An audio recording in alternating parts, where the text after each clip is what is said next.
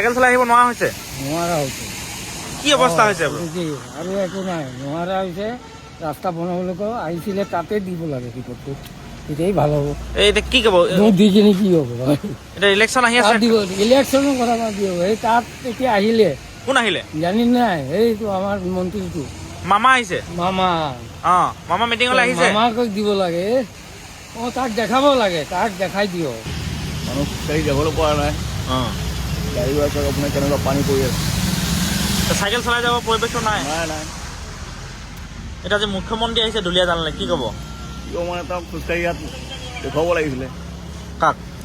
মুখ্যমন্ত্ৰীৰ ওচৰত আনি ইয়াত দেখুৱাব লাগে যে ৰাস্তা ঘাটে মানুহ কিমান অসুবিধা হৈছে। তেখেতলোকে নিজেই সিহঁতি ড্ৰেইন চেইনবোৰ চাফা কৰি মেলি পানী সোমোৱাৰ ব্যৱস্থা কৰিব লাগে। ড্ৰেইনৰ পৰা পানী উল্টা ওপৰত ৰাস্তাতে আহি পৰে। মুখ্যমন্ত্ৰীটো উন্নয়নৰ কথা কৈছে, ইমান টকা পইচা দিয়াৰ কথা কৈছে। টকা পইচা দিছে, টকা পইচাবোৰ ক'ত সোমাইছে তেতিয়া? এইবোৰ কামত ফুৰাব লাগে ন এইবোৰ। তো মুখ্যমন্ত্ৰী কি আহ্বান জনাব? এবাৰ চাই যাবলৈ আহ্বান জনাব আৰু।